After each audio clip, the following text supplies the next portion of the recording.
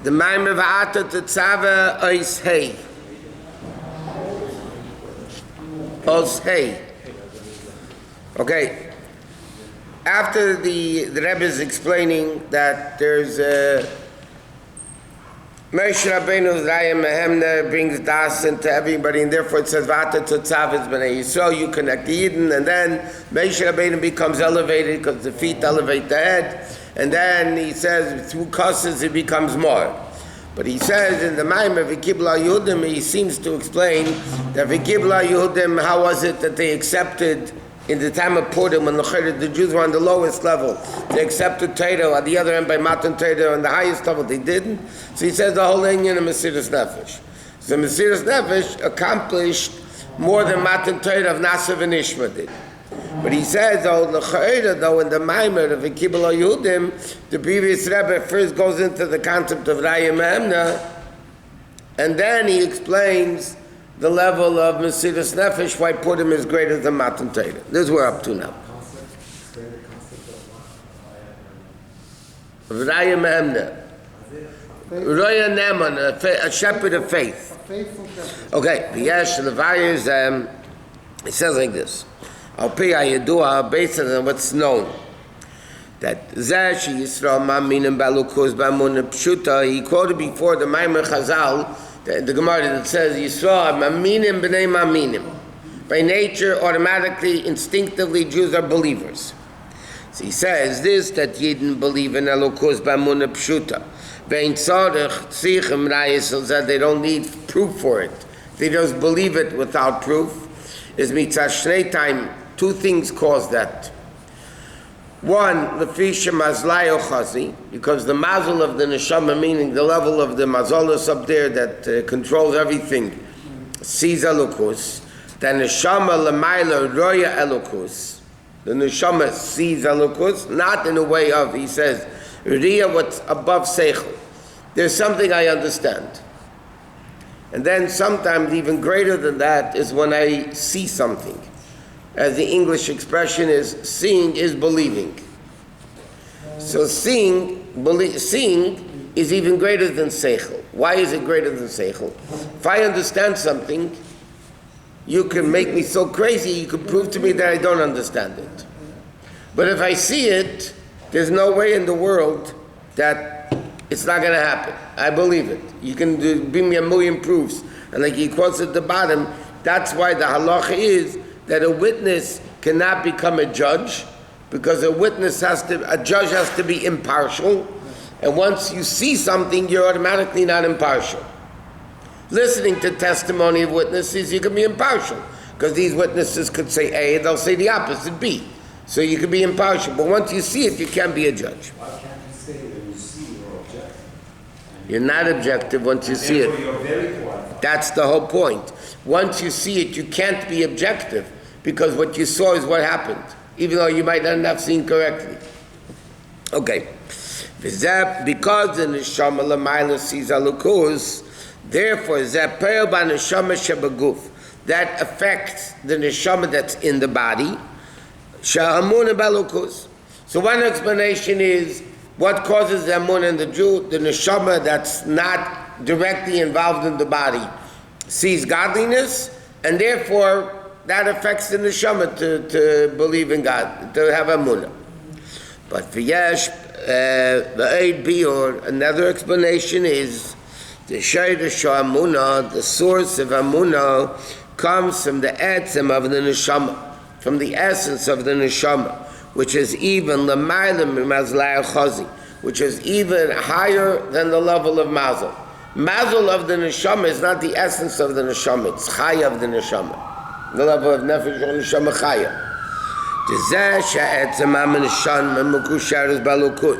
This, that the essence of the neshama is bound with Hashem, because it's chelek elokam imal. It is Hashem.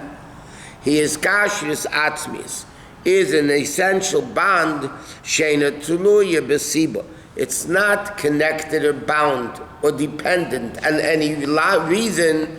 Not even seeing, which is believing. In other words, seeing, which is believing, is not the essence of the neshama. Seeing is one power that the neshama has. Okay, yeah, it's the highest level. Chochmah is the level of Re'iyah because it's not Bina which you understand. Re'iyah is the level like Chochmah. And the Sukkim that say whatever, Chochmah is Re'iyah. But the point is, this that the neshama is one with Hashem is not because it sees Hashem and understands Hashem, because it is Hashem. And that essence of the neshama, and he says like this, V'ya shleimar sheme'acholukim shebein shniya biyurim ho'inyanim hu. The difference, by the way, this is not stam. This is two different levels of Amunah. There's a level of Amunah that comes from, because the neshama sees Elokus, L'mayla, that influences the neshama that's in the body to see Elokus, to believe in Elokus. But there's a much deeper level of Amunah that because it is Elokus. And he says the difference between these two explanations, he says like this. The Amunah b'neshama b'guf. This level of Amunah that the body has, that comes from Riyas HaNeshama Shalamayla because it sees, that means there's a cause of it. Why does the neshama in the body have Amunah? Because Bechinas Makif, because the neshama Lamayla is superficially affecting the body. It's Makif level. The Kivan Shaneshama Lamayla Me'alim Islapshus. Therefore, because the neshama that's not in the body is not directly affected by the body, which can doubt Amunah, so therefore it's not affected by world, so to speak, and therefore the Amunah is good.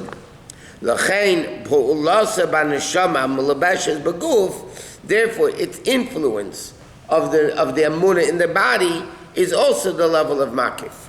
In other words, like this, a Makif source, because it's superficial, causes superficial things. Because if it's superficial, how can it become internalized by itself? So the neshama, the level of Amunah that comes because the neshama L'mayla sees Elokus, meaning it's not affected by the body, so there that's superficially Makif level. It affects the neshama in the body to have Amunah in Hashem. That Amunah that comes in the body is also superficial. And therefore you can have Amunah and go steal at the same time. It's not a problem.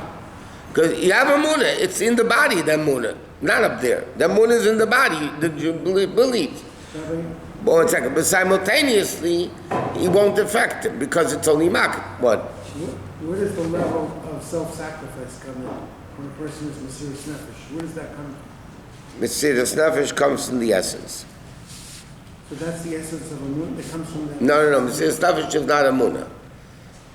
Mesiras Nefesh is maybe the outcome of Amunah, that because you believe in Hashem, so then, and it's not a superficial level, it's internalized, so then you'll have Mesiras Nefesh. How can you internalize the superficial Amunah? Huh? How can you internalize? It's called something called Moshe Rabbeinu. Raya Mehemna. He feeds Amunah. The superficial. We're not done yet, let's see what he says. So everything goes through Moshe Rabbi. Everything goes from Moshe Rabbeinu. He's a teacher. No, he's not a teacher.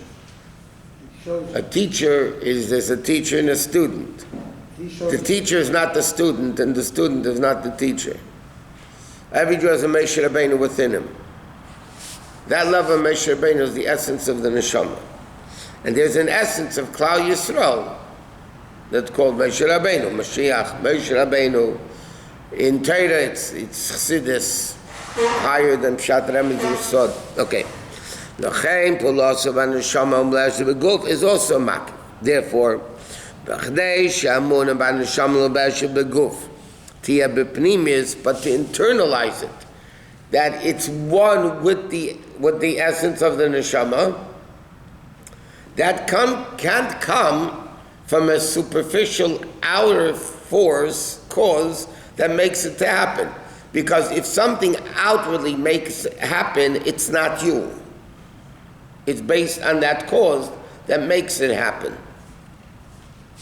In other words, to give a gashmistic mashal, in reality, if somebody inherits a lot of money, they didn't make it themselves. They just inherited it. Are they rich? No, they didn't become rich. They didn't accomplish it on themselves. There's a cause. You inherited the money. Essentially, you did not become rich. And outside force, father, grandfather, whatever it is, you became rich. But that's not you becoming rich. Is kashrus. The atzmis, the etzem, and the neshama is through the essence of the neshama. Why? Ki etzem and neshama, because the essence is the essence of the neshama in the body. In other words, like the Rebbe explains in Kuntz and Yonishal Teres Chassidus, oil has two qualities to it. It's tzaf akol mashke, it floats over all mashke, and yet, as the Gemara uses the expression mefafeya bekula, it makes everything oily. The essence of everything, if you squeeze anything, you'll get oil. Some things need to be squeezed harder. But the oil is the essence of everything. If it's the essence, it's not an external force causing the person to have what it has. It is it.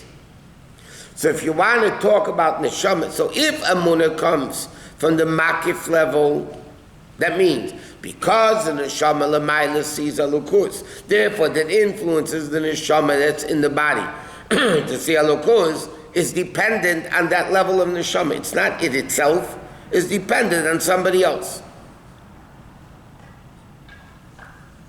Or like again, if somebody gives you money monthly, you're not supporting yourself. You're not supporting yourself. Somebody is supporting you. That amunah that's in the body, in the makav level, is coming from the fact something else. The neshama l'mayla sees alukus. When you're talking about it becomes one with us, that's when the amunah, it comes in the essence. L'chein amunah, the neshama amlubeshes beguf. Shemitzad etzem and neshama, therefore the amunah that's in the body, because the neshama sees alukus, it's beprimius, it is alukus. Bottom line, it's not dependent on an exterior motive or supporter or giver or whatever it may be. So these are the two levels of amunah that every Jew has. There's a level because the neshama sees alukus, l'mayla. The neshama sees alukus that influences the neshama that's in the body. By the way, that's also interesting. Based on how much the neshama l'mayla sees alukus, that's how much you're going to get. Yeah. That amunah, that's what the Rebbe is explaining. This amunah that comes because the neshama sees alukus is cause and effect. It cause and effect, the effect is not the cause, and the cause is not the effect.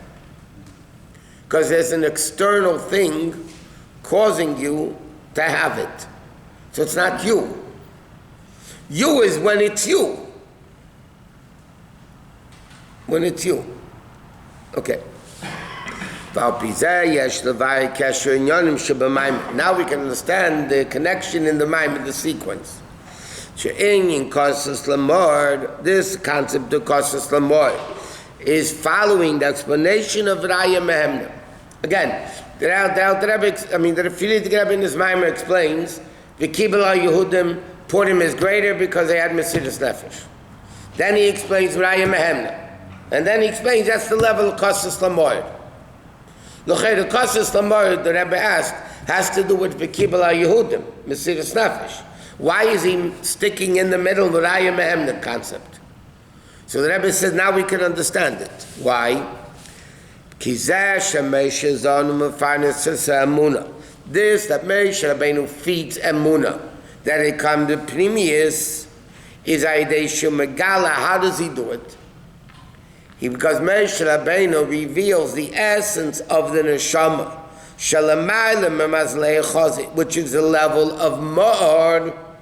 The essence is Ma'or, which is higher than Or, and that's what it says. Okay, so he says, what does Moshe Rabbeinu do? Moshe Rabbeinu reveals the essence of every single Jew. He reveals the essence of every single Jew. And therefore, when you reveal the essence, this that you have emunah is one with you. It's not a separate entity. One. Similar to a concept, food sustains me. But food cannot sustain me unless if it becomes one with me. When I digest it, and the food aspect disappears, so to speak, it becomes my blood and flesh, that's when it sustains me. So that's when it becomes me. It's not the food anymore. It's me, one. When this happens, is that revealed in much of the individual? Yeah. Moshe Rabbeinu reveals the Moshe Rabbeinu that each Jew has. And that's when the emunah, because the Moshe Rabbeinu of every Jew, Yechida Shebenefesh, that's a neshama. So if it's essence of the neshama, even that really, there's a level, Chassidus explains, the Gemara says, Chamisha Shemes Nikrala. Neshama has 5 names. Okay? Nefesh wa neshama chai yechida. Action, midas, intellect, willpower, yechida. Essence. But yechida is also called a name. A name is not the essence. A name takes the essence. You call somebody, the whole essence turns to you. But yechida is really still a name that it's given. It's not, there's a level which is really yachid, that yechida is the feminine of yachid, so it's connected to the essence which is yachid, which is not a name. In other words, there's a level of the neshama, Chassidus explain, which is even higher than the level of a name. It's still a name. A name is a name. He says like this. And therefore it says kosis. What does it mean kosis lamor? In other words, in order to come to ma'or, the essence, you need to be kosis. What does that mean? Shebachadei lagil lamor is through the inyan of kosis shebizmana golus is only through golus. In other words, in order to reveal this level of essence, it has to be through torture, pressed. Meaning, because the primary level of gilui on the neshama is, which is more, is be'inyan ha'mesiras nefesh, which is primarily in the time of golus. In other words, you can take this, expand it a little bit. We learned all these Maamarim, that the only way neshama can go greater is when neshama in the body. Neshama in Gan Eden doesn't have Torah mitzvahs, so it can't connect you to the essence, right? It's only ziva shechina. You want to connect to the essence, neshama has to come down into a body. That's exactly this concept. The neshama coming into the body is the concept of golus. The neshama is in golus. Even in the time of the Beis Hamikdash, the fact that the neshama is limited by the body, not after it passes away when it's more than, the fact that the neshama is in the body is a limitation and golus for the neshama. Okay? No matter who the tzaddik is, it's a limitation, it's a golus for the neshama. But only through that level of the neshama suffering, coming into a body, which for neshama it's suffering, only through that can it reveal the essence of ma'or, which is higher than the ziv hashchina of Gan Eden. And the same thing, generally speaking, the Rebbe is explaining that through the level of kosis, which is primarily in the time of golus, only then could it come through ma'or. In other words, like this, Mesiras Nefesh doesn't. Who reveals the ultimate level of Mesiras Nefesh, Amunah, in the person? That's Raya Mehemna. Because he reveals the essence. When is that level, though, revealed? Primarily in the time of Golus. So therefore, that's the stages of the Maamar. First, he explains the Mesiras Nefesh is greater than Matan Torah. then he explains how does a Jew get to that level of Mesiras Nefesh? Through Moshe Rabbeinu that reveals the essence of the neshama within the person. And there, how does that happen? Because through Kosis, Moshe Rabbeinu reveals the level of Mord. And therefore, the Rebbe is going to explain later that in this aspect, Mordechai was greater than Moshe Rabbeinu. Because Moshe Rabbeinu didn't have the Mesiras Nefesh. They had the miracles galore every day, and they didn't have this level of Mesiras Nefesh.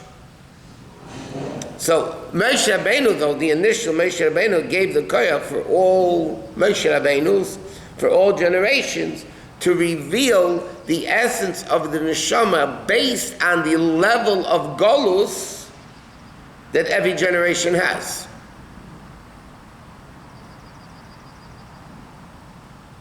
So Mordechai threw the Mesiras Nefesh in his generation, and the Rebbe is going to explain later in our generation what the Mesiras Nefesh is.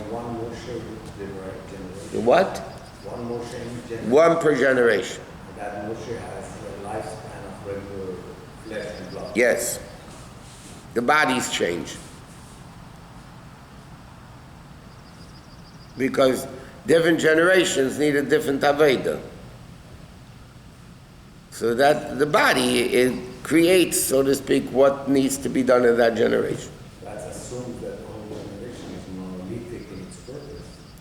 Every generation, Jews are great and holy and perfect and unbelievably great. They just need to be hit a little bit. At the potential. In this week's Parsha, the Rebbe says this in Tanya. We mentioned it by the class. In this week's Parsha, the spies came back. Everybody started crying. They can't take it. We're not going in. We can't. Even God can't do it. Kaviyach, right? That's what they said. So what happened? Moshe Rabbeinu screams at them. His mom screams at them. He said, "What are you doing?" All of a sudden, the next morning, the Jews said, "Okay, we're doing it. We're going. We're going. We could do it." Today's chitas, right? We're going up. Moshe Rabbeinu said, "What are you going? Hashem is not with you." Moshe Rabbeinu caused it. When he caused it, he told him not to go. No, but one second. Now the Rebbe asks in Tanya, what made them change their mind? All of this, Moshe Rabbeinu didn't show a miracle overnight that showed, wow, we could do it. Moshe Rabbeinu didn't show them a miracle. He just screamed at them. Admonished. Huh? He admonished them. Yeah, but he screamed at them. So what did he do? One second, he cracked the outer nutshell, the coconut shell, okay, and the essence of the neshama, because every Jew, in essence, is doing what's right. Now Moshe Rabbeinu told me, you're not going, you can't go because Hashem's not with you. But they were ready to go. They Taka got killed. Why did he dissuade them from sending Uriah altogether? Okay. Next time go to the class Monday night, listen to the tape. Whatever. Okay, next. So he says like this. Well, we just started because it's late. If the Moshe Rabbeinu would not create a spy or send a spy, none of these things would happen. Yeah. Moshe Rabbeinu So now it's his fault. He's the one who sent He's the leader. He should have sent Hashem told him you don't need to send a spy. There's a guy in the show. I have to put him. When you put him, he threw down some Megillah, not on the table, and he said, he's in Gan Eden now. He said, "I don't like this Yom Tov. Who told Mordechai to start up with Haman? Why did Mordechai start up with Haman? Well, he caused all the problems. It was Mordechai. It's like there was a rabbi in Pinsk. His name was Avigdor. He was a rabbi in Pinsk. He was very instrumental in getting the Alter Rebbe into prison. He snitched and the whole thing, that the Alter Rebbe is a spy, with the whole thing, yeah. So after the Soyutas Kislev, when the Chassidim would verbring, he would come and he would say, "You guys have to thank me for this holiday." Because if I didn't snitch, the Alter Rebbe wouldn't have been put into prison, you wouldn't have the Yom Tov Yutas Kislev. Thank me for the holiday. Okay? So blame Mordechai for the Haman story. No? Isn't it true that Hashem told Moshe, "Look, you don't need a spy"? Moshe says. Okay, if you came to the class Monday night, you would have known that.